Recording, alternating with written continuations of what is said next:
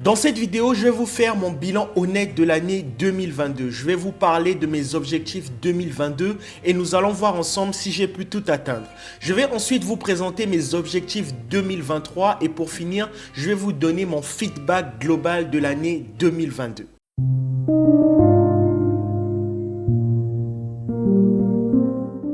Bonjour, je suis Claude Emmanuel, ingénieur informatique et entrepreneur. Bienvenue dans cette vidéo. Sur cette chaîne, je vous parle de business, d'investissement et de la gestion de vos finances afin d'atteindre la liberté et réaliser vos rêves les plus chers. Si vous êtes nouveau sur cette chaîne, n'hésitez surtout pas à vous abonner. Cliquez sur la cloche pour ne surtout pas manquer les futures vidéos. Partagez autour de vous afin qu'un grand nombre puisse bénéficier de ce genre de contenu. Sans plus tarder, passons au sujet de notre vidéo. Aujourd'hui, j'ai décidé de faire une vidéo sans montage abusif afin que l'on apprenne à se connaître. C'est vrai que ça fait pas très longtemps que je me suis lancé sur YouTube. Je voulais premièrement vous remercier de vos abonnements, de vos likes, de vos partages. Ça me donne beaucoup de force. Je vous remercie vraiment. Je me suis dit pour les 2 dernières vidéos de cette année, et si on terminait en beauté. Pour cette vidéo, je voulais vous parler de mes objectifs et voir avec vous si j'ai pu atteindre ces objectifs et vous parler également de ce que j'ai pu vivre au cours de l'année et ce qui est prévu pour l'année 2023. La première des choses qu'il faut savoir, c'est qu'il y a 2 types d'objectifs. Il y a des objectifs de résultats et des objectifs d'action. Alors les objectifs de résultats, c'est lorsque l'on se dit, tiens, je veux avoir 10 000 abonnés pour l'année 2022. Les objectifs d'action, c'est lorsque l'on dit, je vais poster 2 vidéos par semaine sur YouTube. Voilà un peu la différence entre les deux. Ce que je sais et ce que je vous recommande, c'est de ne pas vous acharner sur les objectifs de résultats. Disons qu'il faut être équilibré, mais ce qui compte vraiment, c'est de passer à l'action. Lorsque vous avez des objectifs d'action, vous êtes sûr au moins que vous ne faites pas du surplace, que vous êtes en train de vous bouger. Je vais donc vous présenter mes objectifs de résultats et vous dire ce que j'ai fait exactement dans mes objectifs d'action pour pouvoir atteindre ces résultats-là. Ou pas également parce qu'il y a des objectifs que je n'ai pas réussi à atteindre. Premier objectif, déménager à tout prix. Alors, je vous explique. De base, j'étais à Paris et je vivais avec ma famille et j'étais étudiant. Et comme vous le savez, j'ai effectué des études d'ingénieur. Donc, je suis ingénieur informatique et j'ai obtenu mon diplôme en fin 2021. Et le but vraiment suprême, ce que je voulais absolument au-dessus de tout, c'était de déménager en 2022 afin d'avoir un chez moi. Et donc, nous allons voir, logiquement, j'ai réussi à déménager. Et quel type d'action j'ai effectué? La première des choses que j'ai eu à faire, c'est d'abord de trouver un emploi, donc un emploi dans le domaine de l'informatique en tant qu'ingénieur. Je ne vous cache pas que j'ai obtenu plusieurs offres d'emploi sur le secteur informatique à Paris, mais mon problème, c'est que je ne voulais absolument pas rester à Paris. Ce que je souhaitais, c'était m'éloigner de Paris et aller dans un endroit un peu plus calme pour me concentrer sur mon travail, mais également sur mes business que je suis en train de lancer en ce moment. Le fait d'avoir trouvé un emploi à l'extérieur de Paris, donc j'ai déménagé à Nantes précisément, où j'ai pu trouver un emploi.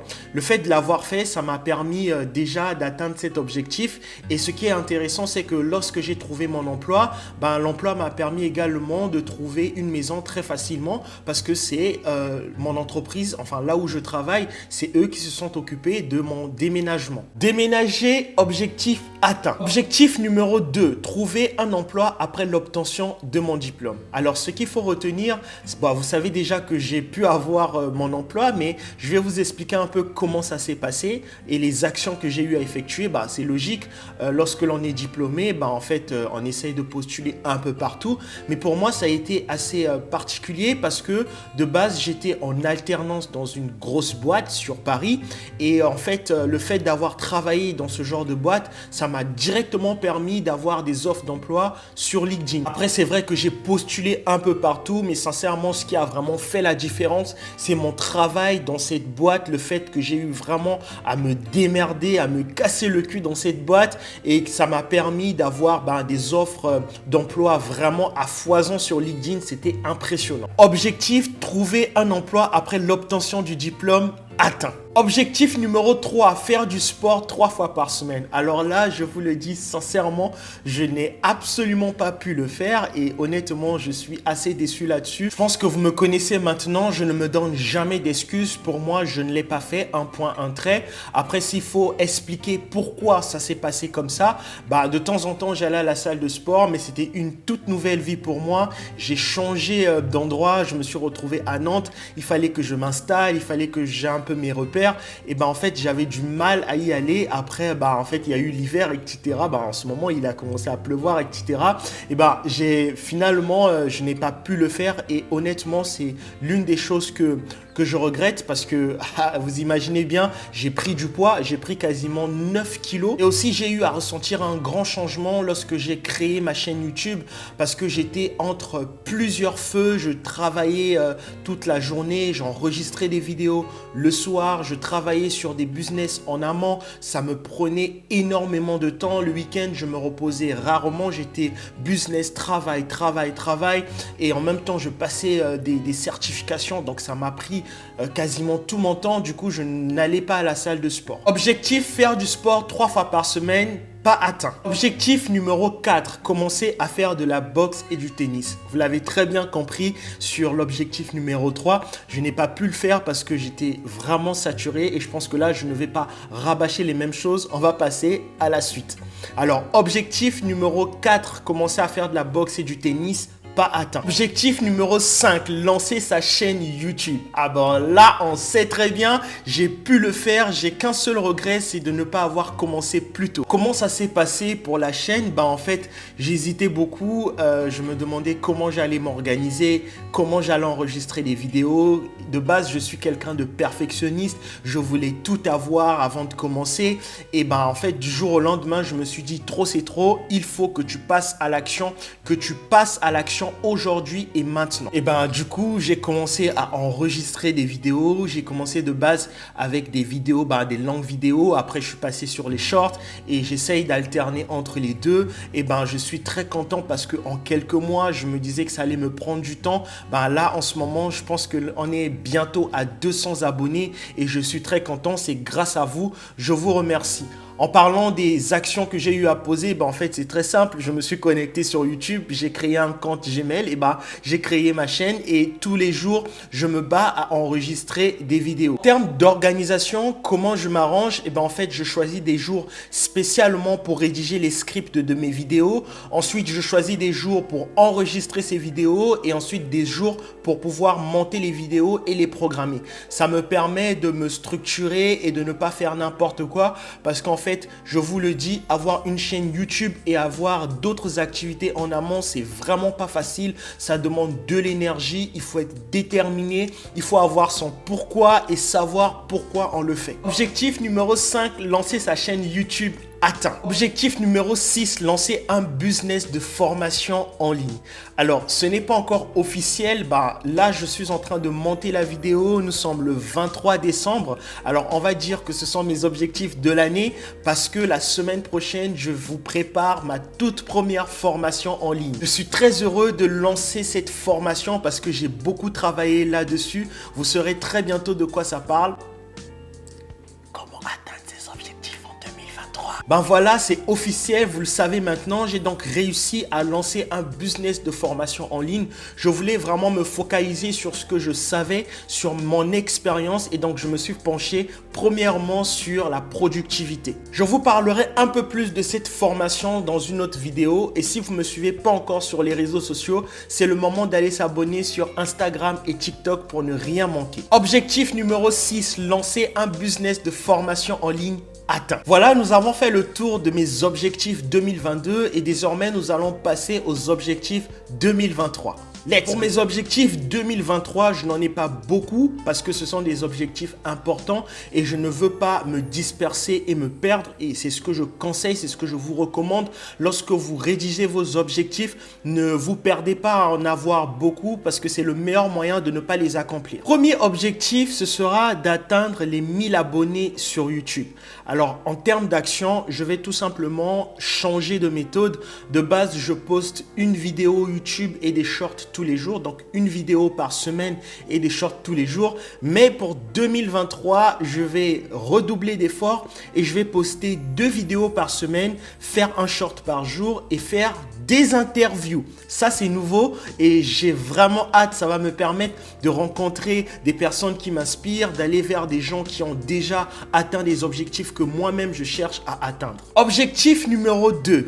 Atteindre les 10 000 abonnés sur TikTok et la monétiser. Alors là, je vous le dis, sincèrement, ça me fait un peu peur, mais j'aime bien ce genre d'objectif. Voilà, ça va m'encourager à redoubler d'efforts, à faire un peu plus attention à mes montages. Donc, en termes d'action, je vais poster une vidéo par jour, tout simplement. Je vais juste améliorer mes vidéos et on verra ce que ça va donner. Et un point très important, les objectifs de résultats ne dépendent pas de nous. Les objectifs de résultats ne sont pas à notre portée. On n'a pas le contrôle des objectifs de résultats. Cependant, on a le contrôle sur nos actions.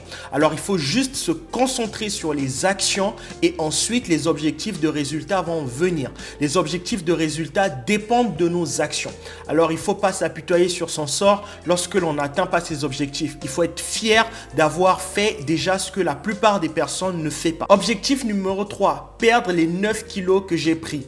Bien évidemment, je pense que ça devait vraiment pas manquer. Je compte perdre mes 9 kilos et en termes d'action, ce que je vais faire, c'est aller 2 fois par semaine à la salle de sport et manger plus sainement, éviter un peu tout ce merdier de burgers, de fast-food, etc. Et essayer vraiment de respecter un peu ma diète. Objectif numéro 4. Avoir 3 nouvelles sources de revenus. Et bien là, en termes d'action, tout ce que je peux vous dire pour l'instant, c'est que je vais lancer 3 nouveaux business. Je vous en parlerai un peu plus au cours de l'année. Ne vous en faites pas pour ça. Et enfin, objectif numéro 5, développer mon réseau. J'avoue que pendant un moment, j'étais beaucoup casanier, j'étais plutôt concentré sur mes objectifs, les business, avoir mon diplôme, etc. J'ai beaucoup négligé la partie réseau et on sait très bien que ça va de pair. Et c'est pour cette raison que pour cette nouvelle année, je vais développer mon réseau. Et en termes d'action, en termes d'objectifs d'action, je compte assister à des masterminds et faire du coworking. Et pour finir, je vais vous donner mon feedback de l'année 2022. Sincèrement, l'année 2022 a été très spéciale pour moi parce que j'ai eu à comprendre beaucoup de choses. J'ai gagné en maturité, j'ai appris beaucoup de choses. Je me suis beaucoup formé. Je ne sais pas combien de formations j'ai acheté, mais pas seulement dans le milieu business, mais également en termes relationnels, j'ai appris énormément de choses. J'ai appris qu'il faut faire attention à ce que l'on dit, attention aux personnes qui sont autour de soi, que toutes les personnes qui sont autour de vous ne vous veulent pas nécessairement du bien. Je me suis rendu compte aussi que des personnes qui peuvent être proches de vous peuvent être également vos ennemis. Même lorsqu'ils ne le veulent pas, même lorsqu'ils ne s'en rendent pas compte, ces personnes peuvent être nocives pour vous. Mais par-dessus tout, j'ai appris qu'il ne faut pas se précipiter. Il ne faut pas être pressé dans la vie. J'aime bien ce que le FA dit. Il faut poser les fondations et protéger son projet. Ne soyez pas pressé. Le fait d'être pressé, c'est le meilleur moyen de heurter un mur. Faites attention à ce que vous faites lorsque vous rencontrez un homme ou une femme. Ne vous précipitez pas à rendre les choses officielles. Prenez le temps et vous allez vous rendre compte que c'est le meilleur moyen d'avancer sûrement. Mais 2022 ne m'a pas apporté que des leçons blessantes ou des leçons marquantes, mais 2022 m'a apporté également beaucoup de bonheur. J'ai rencontré de nouvelles personnes. Lorsque j'ai déménagé, j'ai eu à rencontrer de nouvelles personnes avec des mentalités différentes et j'étais vraiment fier de ça. Je me suis beaucoup concentré sur moi et je me suis rendu compte que j'avais une force extraordinaire. Je suis fier de ce que 2022 m'a apporté et je suis vraiment reconnaissant de ce que j'ai, la santé, le bonheur, le fait de pouvoir être devant vous, d'avoir maintenant plus de 180 abonnés. Je suis très heureux de ce que 2022 m'a offert.